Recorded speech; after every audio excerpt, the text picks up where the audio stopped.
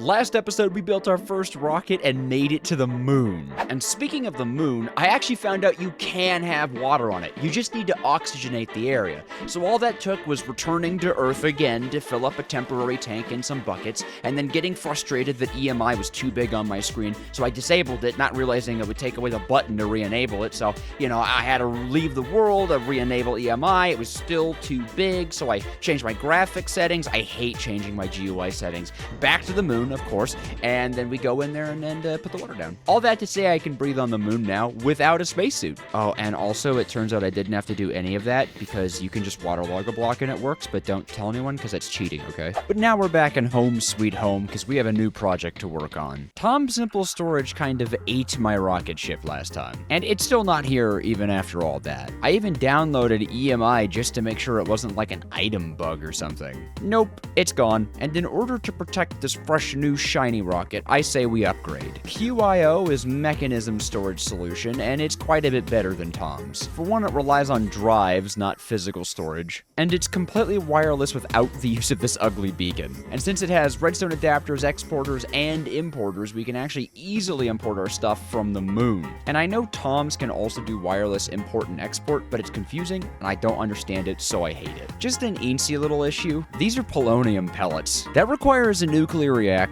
But would you look at that? Nuclear reactors are the chapter we're on in the quest book. It's almost like I planned this. But in all seriousness, reactors are very fun to play with, though there is quite a bit ahead of us. Now, kindly, the quest book does give us a lot of information we need, as well as like great material lists in the quest book too, which I love. Even better, the developers of this pack actually were kind enough to give us instantaneously loadable like turbine and reactor schematics. This is wildly convenient because they're not particularly interesting to build if you already know how to build them. That being said, it is fissile fuel that puts people on edge. You see, we need uranium hexafluoride, and uranium hexafluoride comes from hydrofluoric acid and uranium oxide. Now, uranium oxide is pretty simple to get. You just need some yellow cake uranium, which is of course uranium enrichment.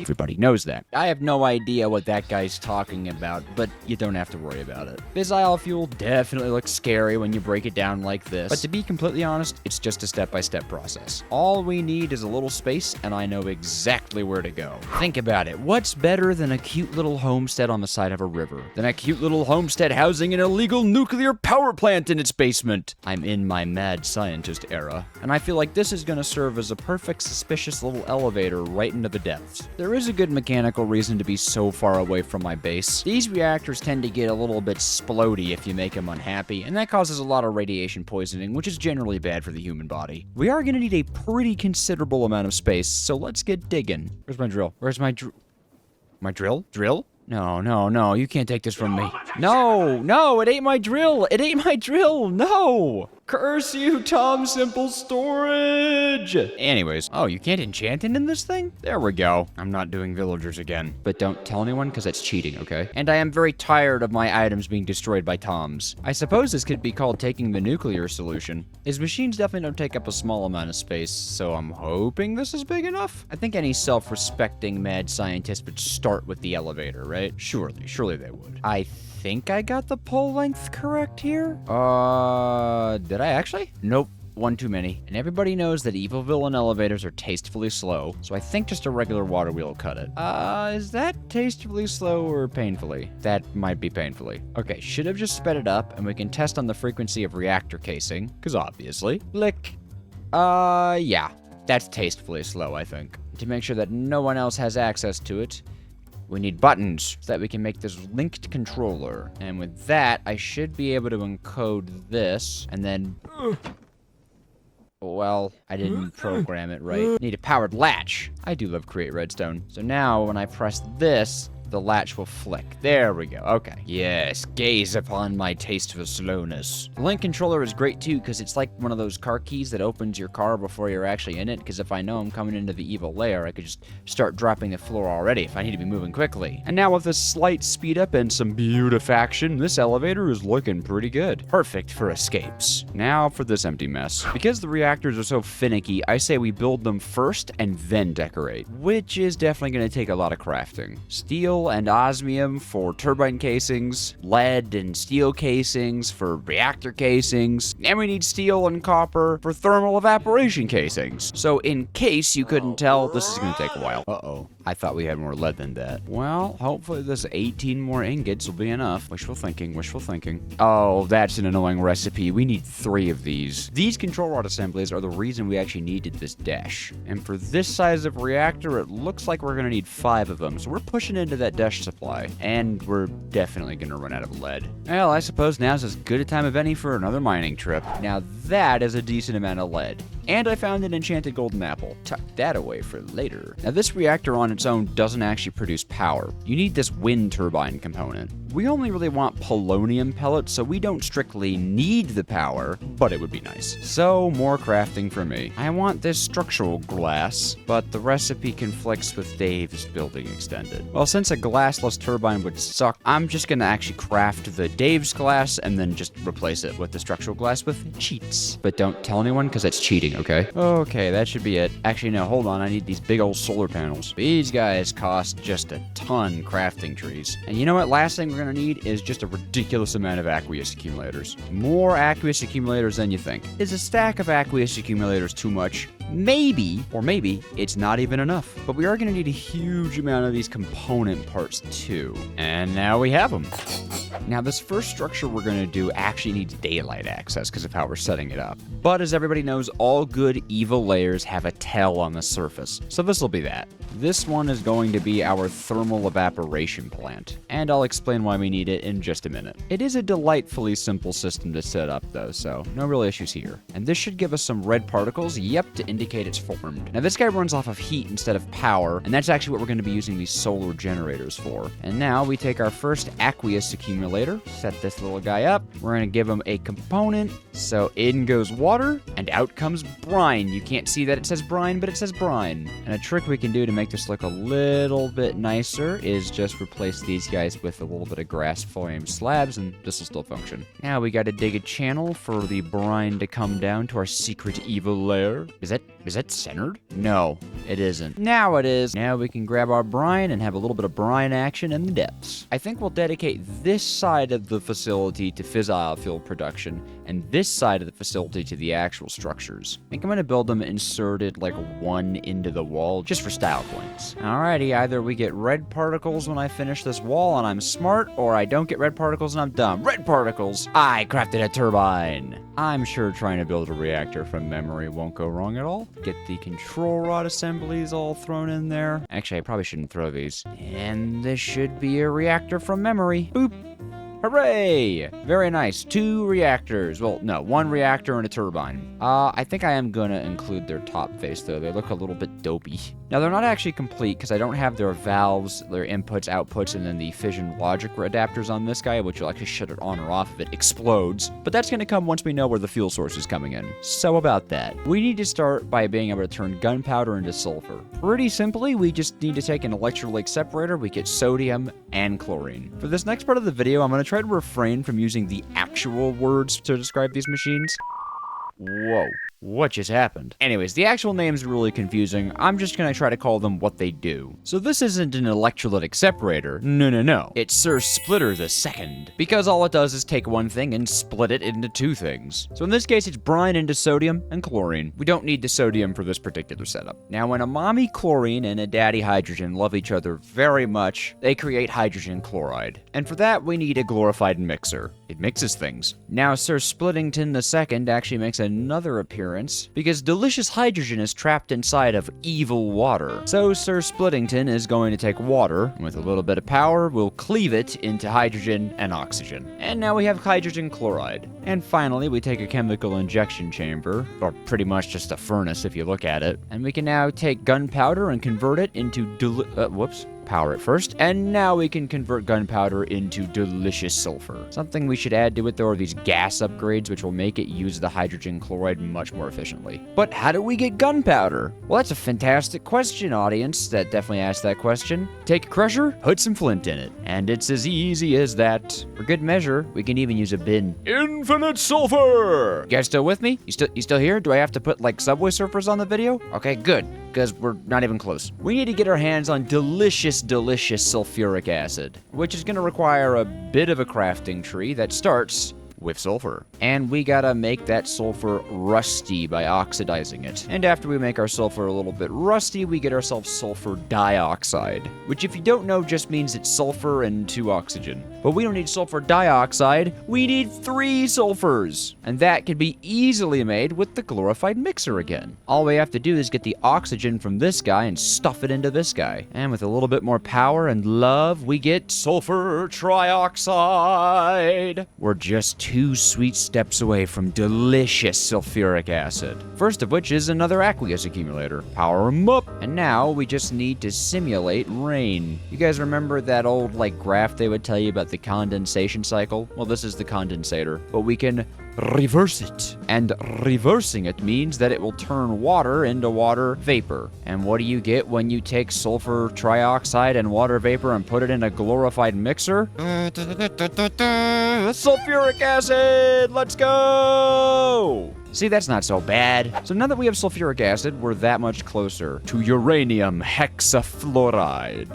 Now that sulfuric acid is going to be used in making hydrofluoric acid, which is made in a machine that is just way too expensive for what it does. It's effectively just an acid bath. Alright, now we can make our insanely expensive bathtub, feed it some delicious sulfuric acid, and then give it a manual input of fluorite blocks. Fluorite can't be automated, but this produces a ton. And that is hydrofluoric acid, 1/2 of uranium hexafluoride. And I just realized I built that next to my elevator when I probably should have built it over there. But I really don't want to move all this. This other half of uranium hexafluoride is actually really easy. We just need to make a rusty uranium, which just requires an enrichment chamber too. Again, glorified furnace. And uranium is definitely something we're actually going to want a lot of because this guy goes through a ton of it. So now we're getting yellow, delicious cake uranium. Obviously edible because it's cake. Num num num num num. Don't tell me what to do. And the cake uranium goes to get rusty cake uranium. And there's uranium oxide. And at the end of it all, we need the big spinny boy. Behold, he is big, he is spinny. Oh wait, hold on. I missed a step. First, we need the glorified mixer. Yes. And because it's kissing both the hydrofluoric acid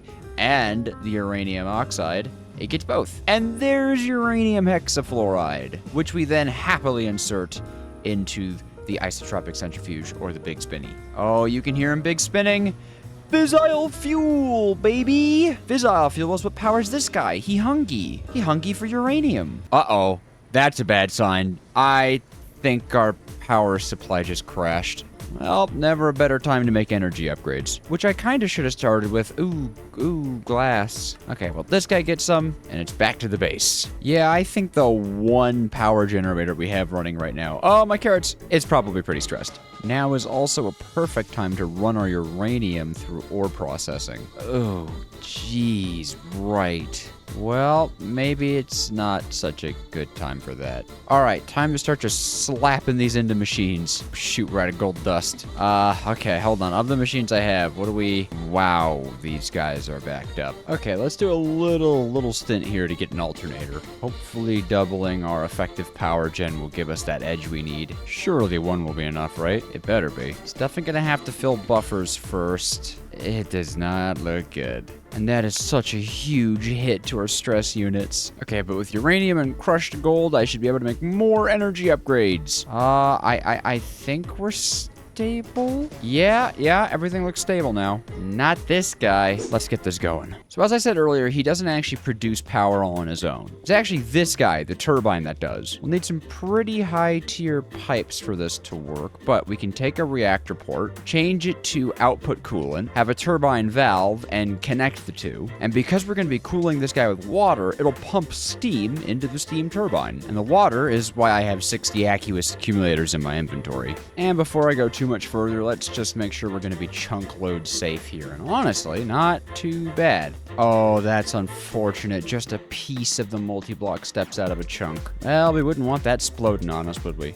And this should be a fine enough space for aqueous accumulators. The reactor uses a ton of water to cool itself, so we're going to need to produce a ton of water. And as far as water farms go, that's pretty good, I think. First is actually installing upgrades into these guys. And now, the process of waterification. Do you hear the sound these are making? Oh my god, I turned my volume up just to hear it. I thought that was in real life. I was freaking out. Feelings of horror aside, that's quite a lot of water. Now to pipe it all up. Okay, last few, and there we go. This might look pretty overkill, but if this thing runs out of water, it explodes. And, well, this guy's gonna fill up really quickly. Oh my god, look at it go. Whoa! Now we have to input the fuel. And I think we'll do that back here, too. And, boop, there we go. We've got fissile fuel on the inside of this big boy. And that actually means it's done. Fuel, water, steam output. Why are you blue? Now we need this solar neutron activator in order to make polonium, which is what we want. Problem is we have to get a reprocessed fissile fragment, which requires us to go through this whole lengthy and annoying process of getting a plutonium pellet, which takes a ton of nuclear waste. So I guess we do have to run this. Now luckily that means we can actually generate power from it. This turbine valve is actually going to be our power output. We're going to have it kick right into an energy cube that I'm going to upgrade all the way to 100 million FE of storage. Boop. And then I can even make a flux plug, slap it onto that, and attune it to my network. And now we'll be providing power everywhere. This is always the most nerve-wracking part.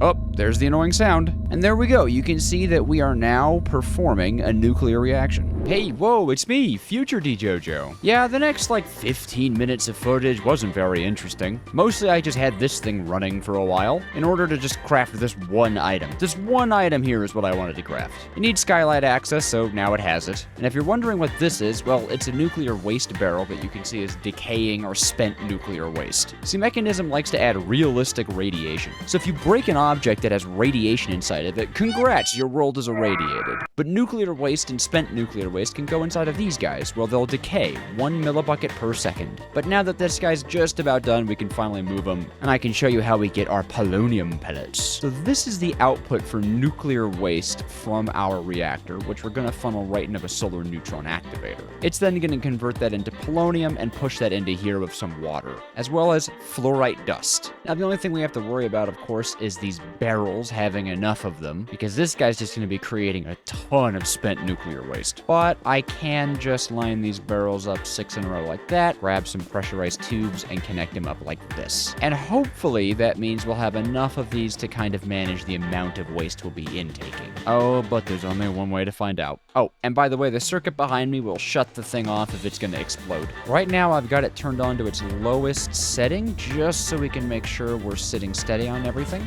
And we can see that this guy is taking in waste, and then it'll beam it into polonium, which is immediately not playing nice with. Why are you not spitting it out? Does it have to be like this? Aha, it has to come out the front. Of course it has to come out the front, but there we go. Okay, we're moving polonium into this, and once we have enough polonium, we'll get a polonium pellet. Now this guy's only burning at 0.1 fissile fuel per tick, but in my testing, we can go all the way up to 2.8, which will really kick this guy into high gear, but keeps our water supply somewhat steady, and is gonna get this guy just filling up with that good radiation. Yeah, this is a slow process. So I've been running this thing for a while, and we have 16 polonium pellets, which should complete for us an entire chapter. Yep, that's chapter 5 done. But what I'm really interested in is this. This is QiO. It's Mekanism's storage system, and it does take a ton of these pellets.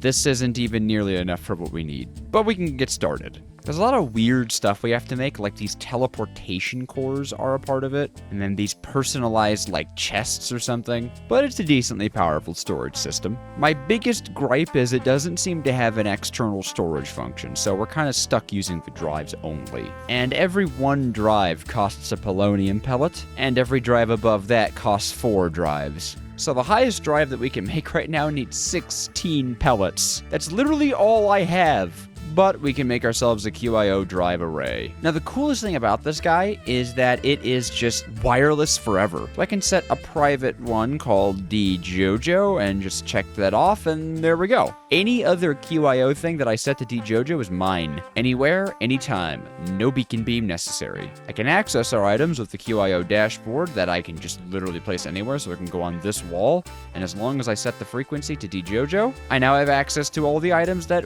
will be inside of that. The issue is now we're down to 9 pellets, and I'd really like to make a time dilating drive. So it's back to waiting next to the giant microwave. Also, if you made it this far in the video, I want to say thank you. I know these technical videos could be a little hard to stick around in. I'm still struggling with how to make them interesting. So if you did make it this far, let me know in the comments what you liked about it, what you didn't like about it. I want to be able to make these kind of mechanism technical focused videos better than I have in the past. And reactors, oh, they're a bit of a headache, so it's a perfect case study. Well, I waited quite a while to get these, but 24 should round us off nicely. First thing I want to make is the portable dashboard, because obviously I am being killed. Come on, is there nothing sacred? Boop and boop. There we go. Portable dashboard hooked up. Very nice. And so with our remaining 26 polonium, I can make one time dilating drive. And we're completely out of uranium, so we're burned out on fissile fuel. This is quite literally our final reserves of the stuff, so this guy's gonna stop working pretty soon. But one drive is better than none. Oh my god, I did not notice that. Well, this should be enough ultimate control circuits. Boy, that's expensive, because we need 16 of these QiOs. I made 4 of them. Oh no, that only makes one of the hyperdenses. Okay, I went out and grinded out the last control circuits. I mean, they're not that interesting to watch, but now I can make the last 12 of these most likely, probably. Yep, awesome. So we'll get the hyperdenses, and then, oh yeah, time dilating. 1 million items of storage and 1,000 types of items, and we complete the QiO chapter. But most importantly, I can socket this guy in here, and now we have actual item storage, right? Yep. Now all I've got to do is move all of this into the new storage. That's gonna take a while.